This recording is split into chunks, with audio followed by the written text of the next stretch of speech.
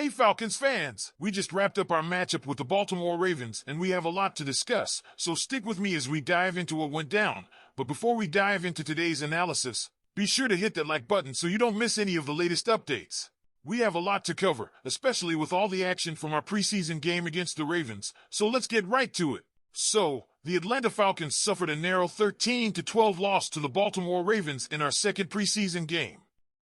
Now, I know what you're thinking, preseason games don't count in the standings, but they are crucial for assessing the depth of our roster and seeing who is ready to step up when the regular season begins. With nearly 40 players out, this was a golden opportunity for the rest of the roster to showcase their skills, and a few guys really took full advantage. Let's start with the elephant in the room. Young-Ho Koo had a rough day. Normally, Koo is one of the most reliable kickers in the league, but on Saturday, he struggled, going just 2 for 5 on field goals. After nailing a 54-yarder early in the game, he missed from 40 and 45 yards, and then again from 49 yards in the fourth quarter. All three misses were eerily similar, slightly pulled to the left from the left hash mark. Now, I'm not here to sound the alarm bells because Koo has been a rock for us since he joined in 2019, but it's definitely something to keep an eye on. Coach Raheem Morris didn't seem too concerned post-game, though, saying he's confident Koo will bounce back. And honestly, given Koo's track record, I'm inclined to agree. But, Falcons fans, what do you think? Are you worried about Koo, or do you think this was just a fluke? Now, preseason losses aren't the end of the world, but what really gets everyone talking isn't what happened on the field, but who didn't play. Our starters sat out, which isn't surprising, but what raised eyebrows was the absence of Michael Penix Jr. Penix, who started our preseason opener against the Dolphins and showed some real promise, didn't even suit up for this one. The coaching staff decided to play it safe and keep him out, likely to avoid any unnecessary risk of injury. It seems like they've seen enough to be confident in what Penix can bring to the table, and honestly, that's a good sign. Penix has been solid, and if he's our backup, we might just be in good hands if anything happens to Kirk Cousins. Remember, Penix was our first-round pick this year, and the plan is for him to eventually take over as quarterback after Kirk Cousins. Penix is 24 years old, so getting him live reps is crucial to his development, right? Well, that's where things get confusing. Head coach Raheem Morris was asked why Penix didn't dress, and his answer left many of us scratching our heads. He seemed to suggest that Penix doesn't need reps right now. For a rookie QB, getting those reps on game day is essential, especially when he won't see much action with Cousins in front of him. Honestly, it feels like there's a bit of a disconnect in understanding how to properly develop a quarterback. Penix isn't going to grow just sitting on the bench, and with Cousins in the building, his opportunities for real game experience are limited. So why not put him out there in the preseason, where the stakes are low and the learning opportunities are high? Without Penix, Taylor Heinicke took the reins and had a much better showing than he did against Miami. He went 8 for 16 for 114 yards, and while we didn't punch it into the end zone as often as we'd like, Heinicke did lead 4 drives that resulted in field goal attempts. Too bad only 2 of them were successful, thanks to Koo's off day. Still, Heinicke looked more comfortable out there, and that's encouraging as we head into the final stretch of the preseason. On the receiving end, Chris Blair was the standout performer. Blair, who spent last season on our practice squad, hauled in 4 catches for 91 yards, with a chunk of those coming after the catch. He was a reliable target for Heinicke and made a strong case for a spot on the final roster. Post-game, Heinicke praised Blair for his consistent playmaking ability, and I have to agree, Blair was a bright spot in what was otherwise a tough game.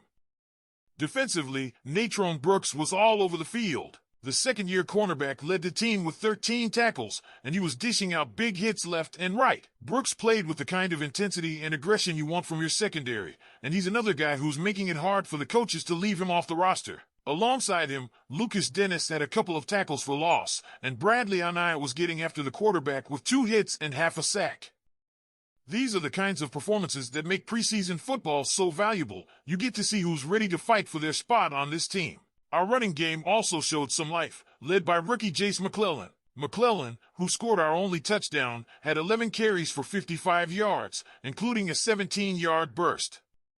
On that final drive, with the game on the line, McClellan got the call 5 times and racked up 30 yards, though we couldn't convert the 2-point attempt to take the lead. Still, McClellan's performance was promising, and he's showing that he could be a valuable contributor in our backfield rotation. Speaking of rookies, we saw some solid outings from a few other first-year players. Rook Orhororo, our second-round defensive tackle, had a sack and a tackle for loss. Brandon Dorless, a fourth-round pick, recovered a fumble and added a quarterback pressure. And fifth-round linebacker J.D. Bertrand made 5 tackles, including 1 for a loss, showing he's got what it takes to contribute in the middle of our defense. These young guys are stepping up, and it's exactly what we need as we build depth on both sides of the ball. But not every rookie had a great day. Casey Washington, who looked decent against the Dolphins, struggled to get involved in this one. He saw 6 targets but didn't register a single catch. Now, he didn't have any clear drops, so it's not like he had a bad game, just one of those days where things didn't click. It happens, especially for young players, so I'm not writing him off yet. But he'll need to bounce back strong if he wants to make a push for the final roster. Looking ahead, the Falcons are set for a pair of practices next week before our final preseason game against the Jacksonville Jaguars. This is crunch time, Falcons fans, the last chance for those bubble players to prove they belong. We'll be back at Mercedes-Benz Stadium on Friday night, and you can bet the intensity is going to be sky high as guys fight for those last few roster spots. Let's talk about the big news this week.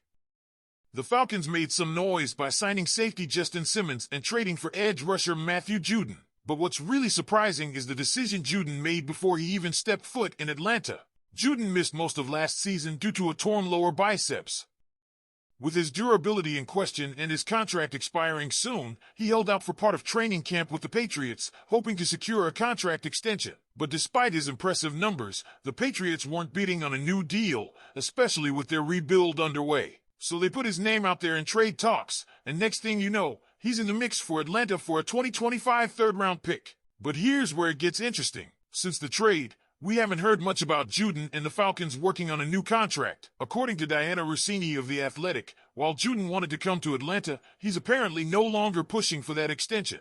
Let's break this down. Judon is playing for a $6.735 million salary this season and becomes a free agent in 2025. This is a risky move for him. One major injury and his market value could take a serious hit.